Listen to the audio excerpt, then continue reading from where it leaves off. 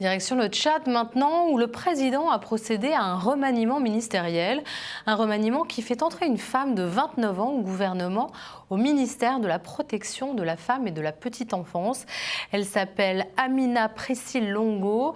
Les détails de cet événement avec notre correspondant local, Théophile Kadnouba. Aux âmes bien nées, la valeur n'atteint point le nombre d'années.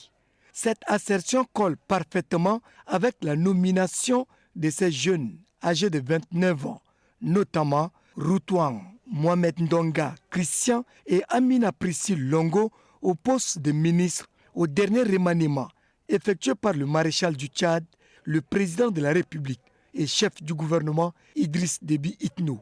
Des nominations qui suscitent la joie au sein de la jeunesse tchadienne.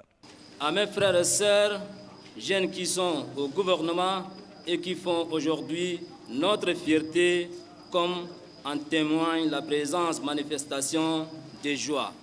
Je leur demande de ne pas trahir cette confiance du chef de l'État, car ils auront trahi toute la confiance de la jeunesse et du Tchad.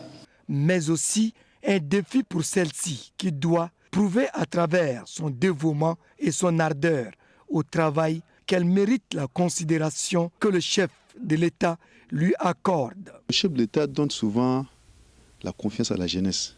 Quitte à nous, les jeunes aussi, de prouver à notre chef de l'État que nous aimons aussi notre président. Et moi, j'encourage vivement la jeunesse à retourner à la terre. Amina Priscille Longo, qui a pris fonction 72 heures après sa nomination à la tête du département de la femme et de la protection de la petite enfance, situe sa mission à travers une opération d'assainissement.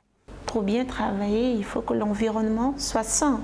Au-delà de ça, c'est aussi promouvoir l'esprit d'équipe, promouvoir l'unité, la solidarité, afin de pouvoir mieux atteindre les objectifs que nous nous sommes fixés. Je compte vraiment travailler dans la droiture, dans l'intégrité, dans la justice, mais aussi l'équité. Fondatrice de l'association Helping Hand pour le bien-être de la femme et de la petite enfance qu'elle a créée en 2016. Lorsqu'elle avait 25 ans, cette jeune femme entend donner le meilleur d'elle pour prouver aux yeux du monde la valeur de la femme tchadienne.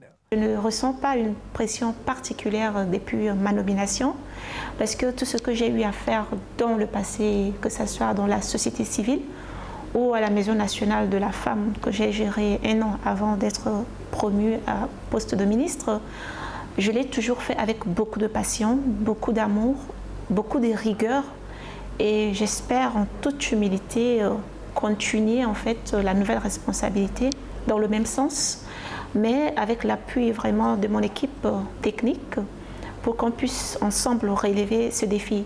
Pour bon nombre de femmes, la nomination d'Amina Priscille Longo à la tête de leur département est la récompense de sa gestion de la Maison nationale de la femme, une structure de prise de décision pour le bien-être et l'émancipation de la femme tchadienne. Et voici maintenant le reste de l'actualité en images et commenté par la rédaction. Ce lundi soir, le Hamas et les autorités israéliennes ont annoncé avoir trouvé un accord afin de mettre un terme aux échanges de tirs dans et autour de la bande de Gaza. Depuis le 6 août, et en représailles à des lancers de ballons incendiaires sur l'État hébreu, les attaques de l'armée israélienne étaient presque quotidiennes. Au-delà du conflit armé, cet accord devrait permettre un allègement du blocus d'Israël sur la bande de Gaza. La crainte d'une propagation du Covid-19 dans une région où un habitant sur 2 vit en dessous du seuil de pauvreté